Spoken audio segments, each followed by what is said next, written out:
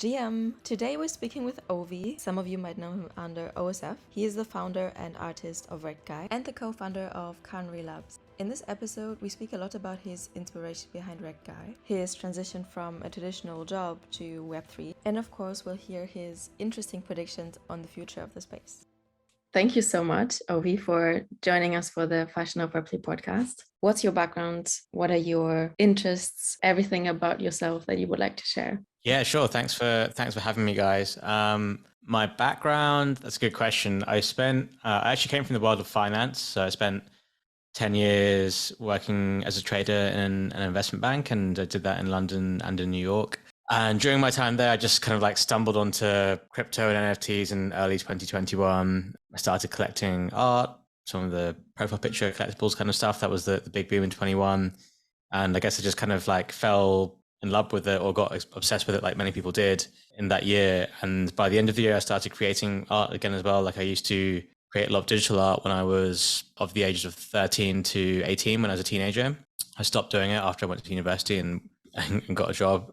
But yeah, I went back to it at the end of 21 and, I started doing it as a hobby, but it ended up being a lot more successful, I guess, than I thought it would be. And that's something that I'm focused on now and takes up a lot of time. But at the end of 21, I quit my job as a trader and plunged full time into Web3 and everything Web3. So that's pretty much how I got here. Okay, cool. Yeah, that sounds like quite a big jump from being a trader and having a long time, like sort of stable job.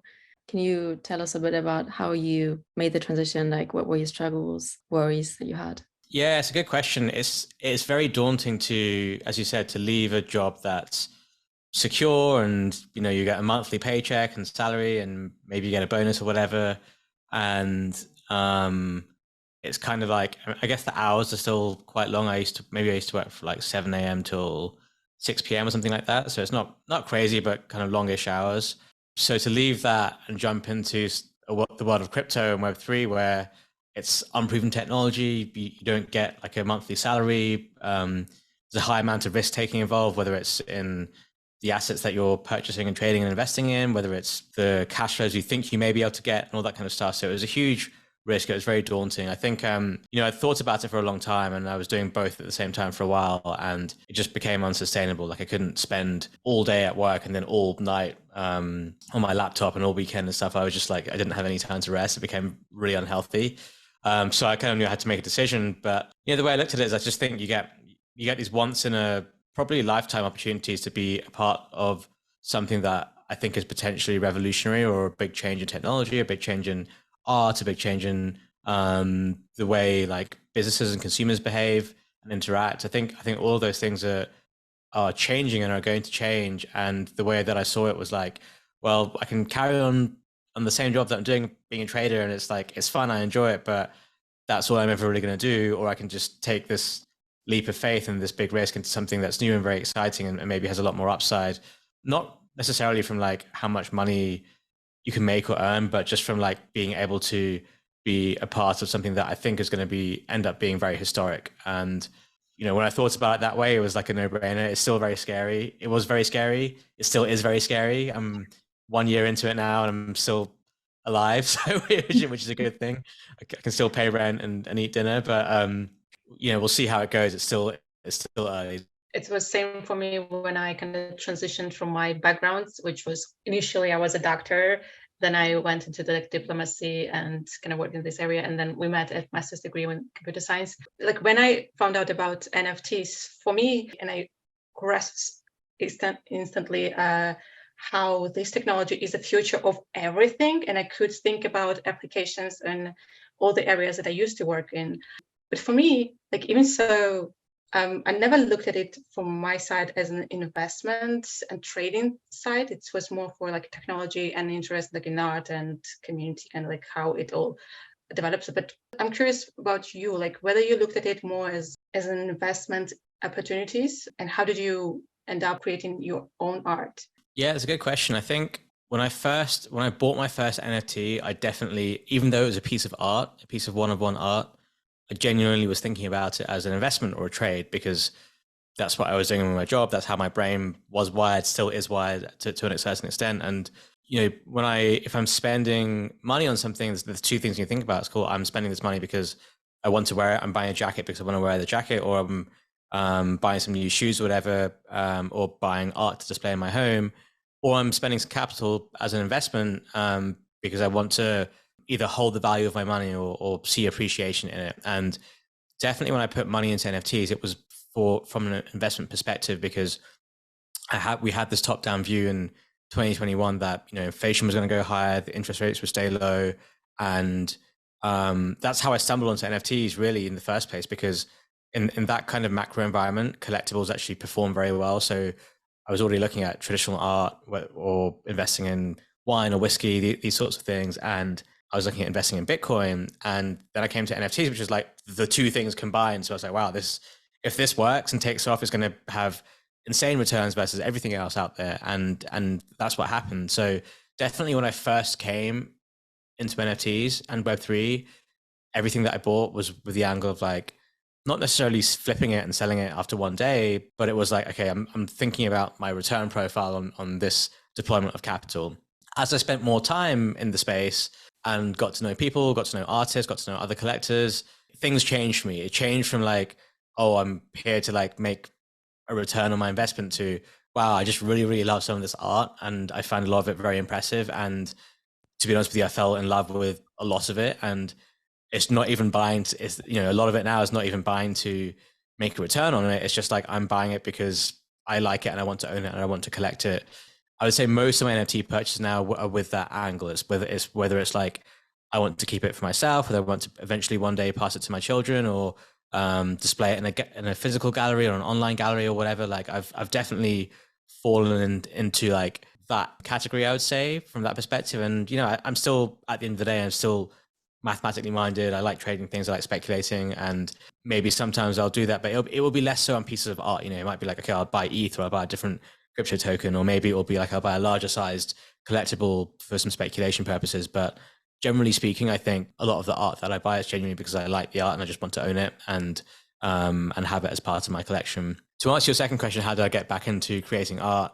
When I first started collecting things, the whole community reminded me of what it used to be like when I was 13, 14, 15. And I used to make things post them on DeviantArt. That was like the big online creator community.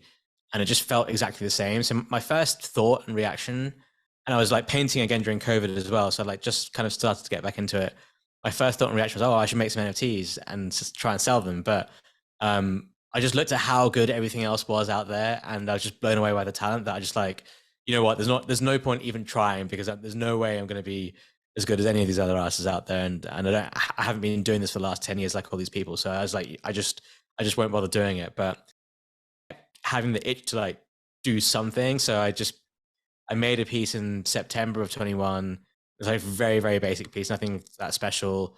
I just minted it on Foundation. I think it sold for 0.5 ETH. I didn't really market it or anything. And it was not bad. It was that feeling of like, wow, like someone really wanted to actually spend some ETH to buy something that I created. I think that feeling never gets old. It's always a very novel feeling. And even now when I sell something, I get that feeling. So I just like, well, I'd like to do it again and keep going at it. And I think each new piece that I sold maybe went a little bit higher and stuff. And I think because I'd been collecting NFTs for about 9 months at this point, I had a good idea of things that I would want to see when I was investing in a collector. And I think I'd always had that mindset of like, would I buy this? Or like, would I buy into the story that this guy's pitching? I'd always ask myself that question and try and make my shop window, I feel like, something that I myself would want to participate in. And I kind of just like took it from there, basically. So I recently got into all these Rick Rubin interviews because I really love his idea of what creativity means. And he's saying the best art is produced when you think of what you like, what makes you feel good. Yeah, so back to my other question about what was your first NFT and why did you buy it? The first NFT I bought was a 1-of-1 piece by an artist called Dan Guy on Super Rare. It's called A Cozy Morning. And it's like a cyberpunk kind of piece. It's 3D kind of image of a woman who's like mechanically augmented, so she's like half kind of like half cyborg, half human. And she's looking out the window, and you can see like a skyscraper and all that kind of stuff. And there's a cat there as well. And I don't know, like of everything that I looked at, it was the one that I liked the most, or that I connected with the most. And I think this is leading on from what you just said. Like I personally like to buy NFTs that provoke some kind of reaction or emotion, trigger some sort of feeling, whether that's a positive feeling or a negative feeling. And that one just really made me feel like, I don't know, like there's mornings when you wake up on like Saturday morning and it's raining outside and stuff, and you're inside and it like kind of feels cozy, and it kind of just really provoked that emotion in me. And I just, that's the reason why I was led to that one, and I bought that one. I love the artist. I love all his pieces. All his pieces depict different cityscapes and stuff, and I just love cities in general. I love being in them. I love seeing them at nighttime, and a lot of the artwork that I produced are based on cities. And that's another reason why I was just allured to that one, I think. And what about your own piece, like the first one that you created? Was it maybe something that you created before, or it was specifically for this drop on the foundation, and kind of what inspired you to do this? Yeah, the first one that I created, I actually was doodling on my notepad while I was working in my old job, and it was like a doodle of this little like skull or skeleton kind of thing holding a coffee mug. And I guess I think that was like that piece actually means a lot to me, because that was the first day I think I was like, you know what, I'm going to quit this job and do this other stuff full time, because to be frank, I was just so bored. I was bored in the meeting. I just couldn't pay attention. I couldn't stop thinking about NFTs, and I just doodled that. And I just kind of liked the character. I liked how it came out. It was meant to be maybe semi-autobiographical. The character's like a skull or a skeleton in like a corporate setting, because the idea is like, well, I'm here and I'm working in a corporate job, but I'm sort of like dead inside a little bit. And that was the idea behind it. So that's the one. So I actually doodled it on a piece of paper, and a couple of weeks later I was like, you know what, let me just redraw it on an iPad using Procreate and mint it on Foundation and see what happens. And so I did, and that's the story behind that piece. If there were no corporate jobs that make you feel slightly dead inside, maybe we wouldn't be as creative as we actually are now. I think so. Yeah. Kind of need that. I mean, it's definitely a big inspiration for a lot of the stuff that I've drawn. Like, again, we talked about provoking reactions and feelings and emotions. And I think, once you get to the age of like 25 to 35, or maybe like I would say 30 to 40, I don't know, depends where you are in your career and stuff. And I don't want to generalize, but a lot of people and a lot of my friends who work in corporate jobs get the same feeling of like fatigue and what am I doing with my life? Do I want to do this for the rest of my life? Is it worth it? And all this kind of stuff. And it's just like, that's a feeling that a lot of people can resonate with. And I just wanted to it was a big thing for me. So I just wanted to put that in the art a little bit. And that in the end, it served as inspiration. You're absolutely right. And something about the art and the whole Rekt Guy style that you have. Personally, I really love skulls and skeletons and everything. I'm wondering whether it was your style always, or kind of you just were doodling and kind of it is escalated and became bigger and bigger and ended up on being a Rekt Guy? Yeah, it's a good question. I definitely, the stuff that when I was a kid and I used to draw, I draw like skulls or aliens or just these different types of creatures. But I was definitely always, obsessed is the wrong word, but I had an interest in skulls and stuff. And there was there's a game called Warhammer. I don't know if you guys are familiar with it, but oh my god, it's so much. Yeah, me and my brother were obsessed with it. There you go. So we used to have a lot of Warhammer pieces when I was a kid, and I loved the undead as the tribe, or whatever you want to call it. So I just love all that stuff as a kid, and that was definitely the kind of things I used to draw when I was younger. I think when I was a teenager, it was maybe it was less dark. It was less of that stuff and more, I used to just create cities and stuff and alternate realities and universes and that kind of idea. And then I guess those two things kind of merged with the stuff that I've been doing now. And I definitely have influences like Xcopy or ACK and some of the well-known artists. They're definitely I've always been in awe of them, and it's definitely had an impact on the stuff that I draw and maybe the style of it as well. But I think I look back through, I look at all the stuff that I'm drawing on that I put out, and I can kind of connect the pieces from the last 15 or 20 years and just explain why it's this or why it looks like this and why it's come out like this, etc. And it's like the cities thing. genuinely always been fascinated with like city nightlife and lights at nighttime in cities and stuff ever since I was young, and that's a large amount of what I draw and governs the style of what I create as well. So yeah, like it's a style that's like adapted and maybe become a bit more refined over time, but I would say there are different elements from different parts and pieces. I really noticed that you're really inspired by cities at night because the city collections, Rekt cities that you drew, are those like randomly selected cities, or are those your favorite cities? Good question, actually. I think it's tough to say what my favorite city is, but they're all cities that all of them apart from one, which is Hong Kong, are cities that I've been to. And I wanted to, with the first collection, I wanted to just hit like some of the main cities across the world. So I think I did London, Paris, NYC, Hong Kong, and Tokyo. And even though I've never been to Hong Kong, I was kind of trying to, there's like a Chinatown in London, or there's Chinatown in New York, and I'm not saying they're the same, but I was trying to draw elements of those things to draw that. But I think the idea was to like try and hit some of the big cities that across different parts of the world to try and capture a wide audience. Different question for you. That's about your identity as like the artist and also the founder of Rekt Guy. And I was wondering, did you actively choose to dox yourself, or was it an active decision maybe? Yeah, so I started this journey as an anonymous, like undoxed, and I decided at halfway through early last year to dox. I think the reason why is because we started Rektguy. We had another project called DGens, which is like an NFT research platform. I think there's a big problem with trust in the space. I think there's a big problem with people rugging and doing bad things, etc. And when you're running and managing an NFT project and it's run by an anonymous person, I'm not saying all anonymous founders are bad, but it definitely has a bigger risk. And I just wanted I wanted to add or enhance this element of trust to everything that I was doing, where it's like, cool, like, you know what, this is what I look like, this is my name, this is where I live, not my address, but like I'm based in London.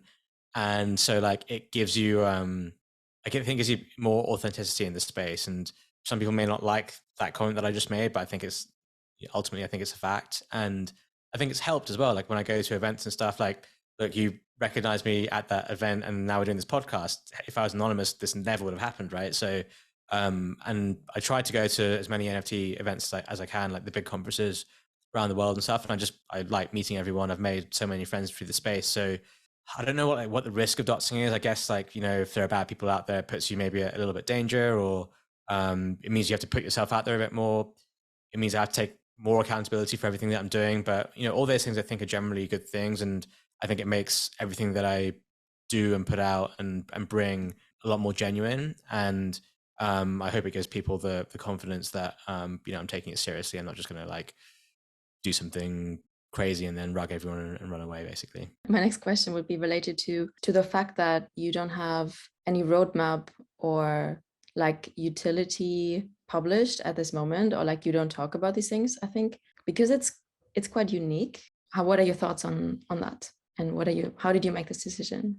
When I created the project, when I started creating the project, it was before all the art and stuff took off. And I just wanted this character. This is the first character that I drew that I mentioned earlier. It was basically the Rekt Guy character, because it was a recurring theme in the pieces, a recurring character. I thought, it'd be cool to make this like a profile picture project, but I didn't want to sell it. Like it was a free mint, and I didn't want to sell it because the idea wasn't to like make money from it. The idea was like, I think this is just kind of cool as a character, and I want to make some variations of it, and I want to sell it as release it as a piece of art. And there's so many negative connotations about people who are dropping PFP projects and all this kind of stuff. I just didn't want people to get the wrong idea. So I was like, okay, I'll just make it free, and I'll say I'm not trying to build or create anything here. It's just a free piece of art, which is an extension of the art that I've already put out. And I'm not trying to build a metaverse game. I'm not trying to drop an ERC20 token. Like I'm not trying to build a fashion brand. I'm not trying to build a tech company or any of these things. It's just pictures of Rekt Guy. That's literally all it is. And so like by the time I finished all the artwork and got to releasing it, I think the art that I had started to take off a little bit. So there was a lot of like hype that had built around it that I hadn't planned for or intended for. And so I think I had to reiterate, guys, there's no roadmap here. We're not trying to do anything here. I think I actually put roadmap is lol. I think that's what I wrote as the first roadmap, just to kind of like really make it clear that there's no plans for it. So, that's how we went about doing it. And I guess we dropped it at the time when the market crashed and stuff. And again, it wasn't intentional. It just happened to be that timing. I guess you can call it lucky. I don't know. I don't know if maybe I prefer the market didn't crash, but it was just a time that caught, again, it just caught this feeling or reaction or emotion that everyone could relate to. And I think we just ended up managing to build a community around that. And so there's no roadmap. I don't think there ever will be a roadmap. Actually, our official roadmap right now changed from lol to what if. I like that because it's quite like an open-ended thing where it's like, people might think, oh, these things should be worth zero, or they're, it's nothing. These guys aren't building anything. And look at this project that's building this, or this project that's building this, and this project that's building this. And for me, that's the meme. I think that's exactly it. It's like, it shows that value in this space and value for anything really is just whatever anyone's willing to pay for it, where everyone believes it to be. And, this is an art project. It's an art project that's captured a piece of crypto culture, and there's a big community around it now. And I genuinely really, really think those are the only three things we need for this to be even more successful than it has been, and to keep pushing it. And that's it. So I think the idea of having no roadmap is to not set expectations or not to create value based on expectations. And I've been very fortunate that we have the most amazing community that is able to, deliver and create this value that we have today. But that's solely where all this value comes from. It comes from the art, the culture, and the community, and not from, are we going to be able to build this metaverse game, or are we going to be able to build this and do that? And that for me, I think, is one of the most powerful things. And we want to just keep it that way and keep pushing it that way, and hope this is something that we'll appreciate over time, as we grow and put ourselves out there, basically. I love that. And I love the irony that comes with it. I was wondering, how is this community, or this community feeling created? And it's I would say it's a mix of how the founders or the artists are communicating on Twitter. It's a mix of what the art is showcasing and what it makes people feel. How would you describe the Rekt Guy culture? The Rekt Guy culture is a good question. I think it's a lot of self-deprecation. I think that's one of the core principles of it, for sure. And the last 6 or 12 months have been terrible for anyone who's investing and speculating in the space. People have lost a lot of money, right? So I think it's just the ability to laugh at yourself a little bit and understand that this is just part of the game. Getting wrecked, and whether it's losing money, whether it's I don't know, tripping over and breaking a leg, whether it's in real life relationships or whatever it is, in your career, everyone has this element of messing up or getting wrecked. And the idea is to actually just celebrate it in a way, or accept it and embrace it, embrace that it's part of life. And especially this kind of leads on to how the art of it looks. And I felt that there's so many profile picture projects where it's hey, this is a cute furry animal with pastel colored background, and they just all look the same. Every single one looked the same, and it was really driving me insane. And it's just for me, it was this is portraying the artwork here is portraying an aspect of life that is not very realistic. And maybe it's something that's oh, well, this is just pleasing to my eyes, and it's nice to see and nice to be in this dreamland, but it's not real life, right? Real life is tough, it's gritty, it's hard. And I wanted to create a collection that actually embraced that and was more in touch with reality, even if it was a little bit extreme the other way. And so it's meant to be this is the anti PFP, this is the counterculture kind of thing. It's the anti-cute PFP, which is way more hard hitting, in your face.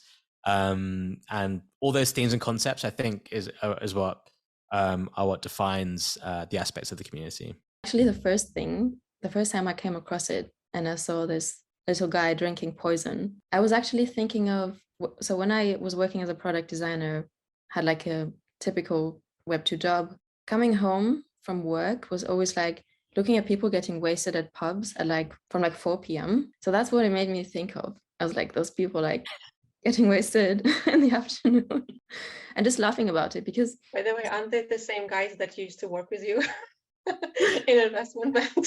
Yeah, exactly. It's that's exactly it, really. Exactly. That's exactly it. I didn't even really think of that when I drew them. I didn't put that much thought into it, but sometimes yeah, just yeah, things come together in a weird way. your intuition as an artist, it comes from somewhere. And when I look at your pieces, it also comes from somewhere. The fact that I think of my colleagues, or not my colleagues, maybe other people getting wasted in pubs around me. So it's all like our personal experiences. And if they resonate with the people that look at it, then that's great. That's the goal, I guess. Okay, I have a bit different question about Rekt Guy Bolt. Can you shortly tell us, like, maybe what is it and what are the plans? Yeah, so yes, last year I said that I would spend 20% of the like money I made from art sales and all that kind of stuff, and maybe partnerships and stuff with the Rektguy to buy back Rektguys in the market. So we have this Rektguy vault now, and we own a bunch of Rektguys in that. I would love one day to have a physical gallery and just have them all displayed somewhere. I think that's like my ultimate goal, end goal, and probably have that online as well. I think we could potentially use some of them for various like partnership style things with whether it's like with different brands, and like it's not so much to it's not so much like we don't want to do that stuff to like sell products and that kind of stuff. It's more just like, oh, hey, we partner with Ledger and we're having this event at NFT Paris, and this is like a, two communities coming together. Like that's the kind of idea.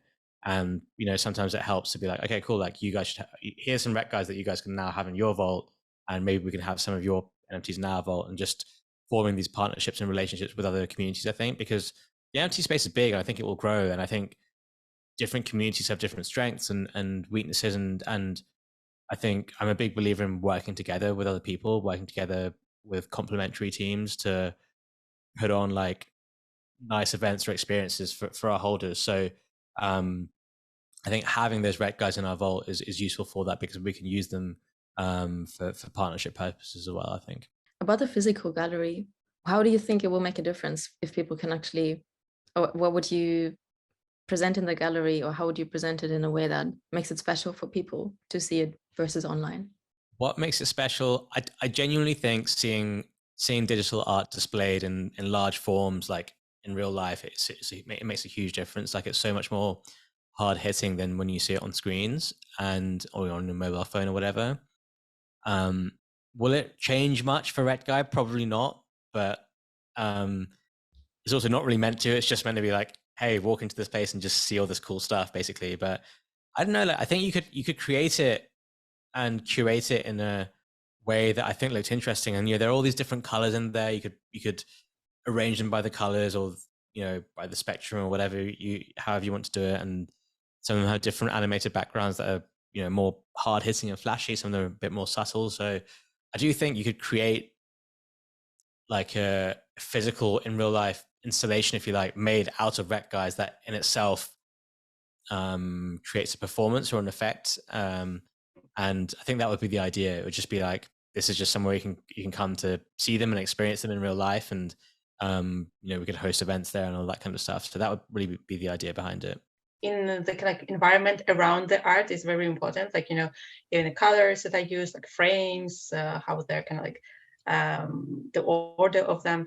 And I think in your case, like if it's going to be just a screen with the Rekt Guy, it will lose kind of like the effect that it can have. And like creating these immersive experiences, especially like with this new type of museums that we have, it can be such a great experience that people can have, and then like bringing even more kind of like enforce like the feelings that people have when they see the art, and then what it means for them. Yeah, I mean, you could make a big Rekt guy out of all the small Rekt guys. Like something like that would be really cool, I think.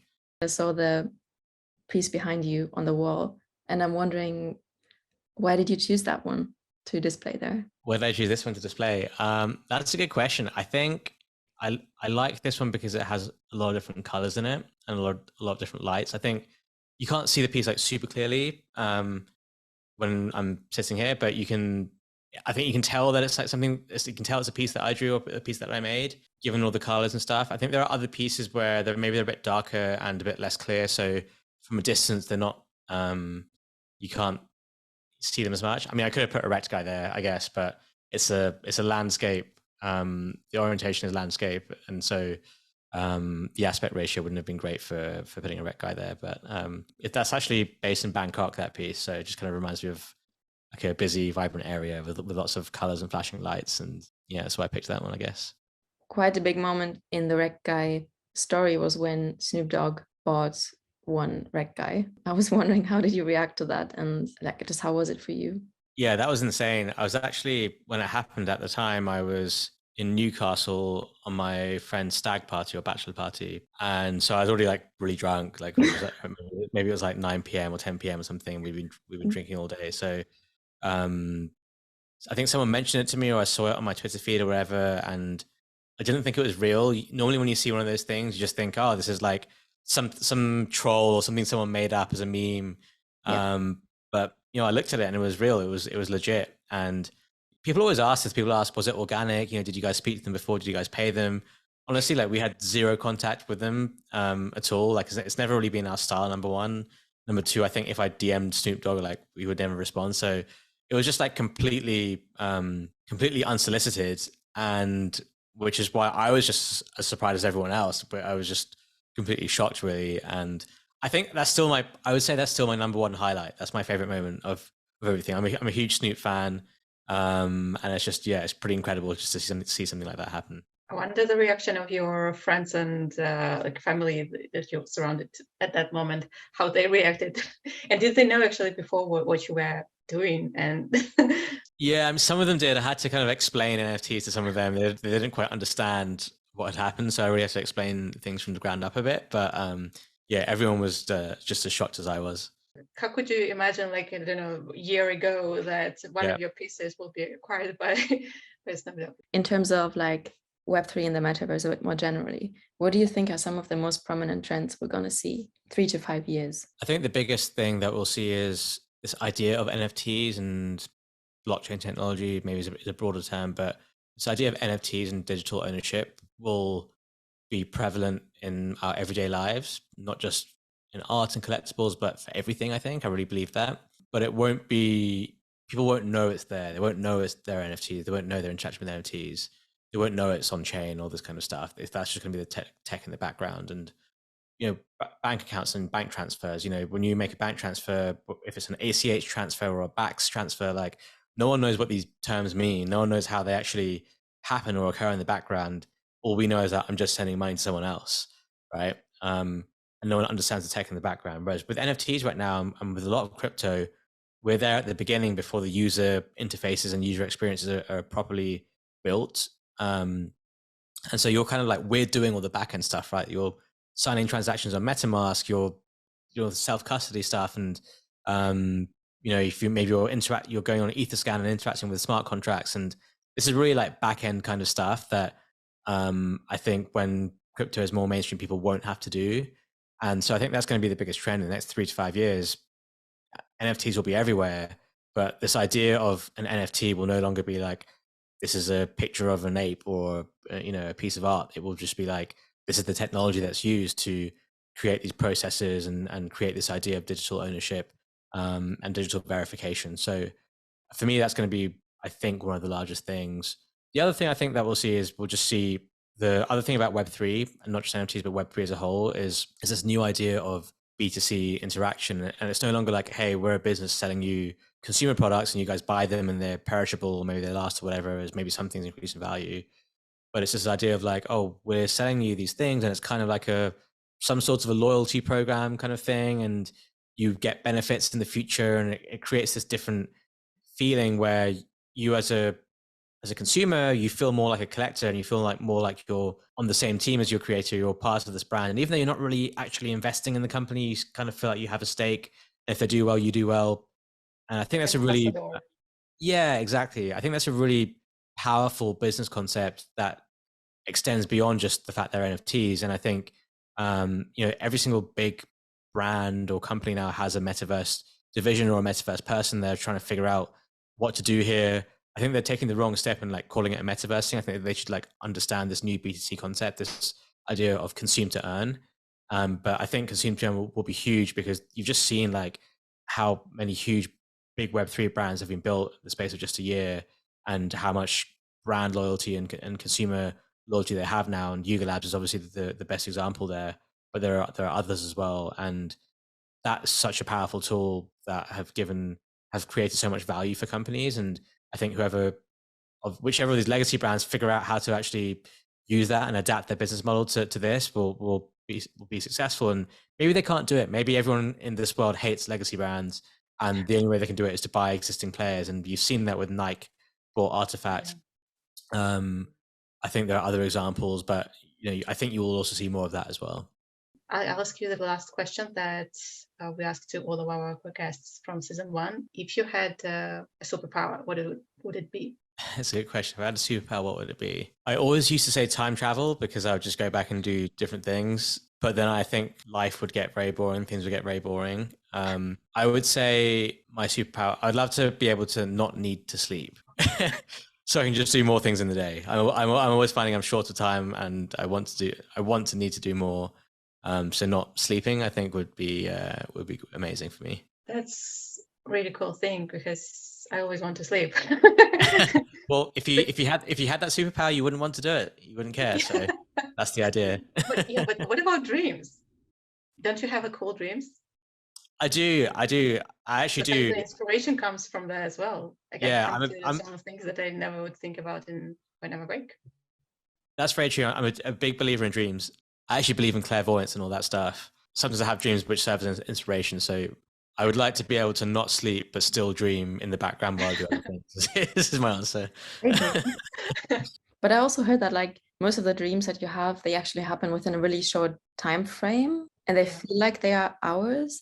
So you could fit it into like a short daydream or something, I'm sure. Yeah. Thank you so much for joining us today. Thanks for having me, guys. It was fun. Thanks for being with us. Hope you found this interesting. And if there's something specific that stuck with you from the episode, just DM me on Twitter under Pauline Unique and leave us some feedback.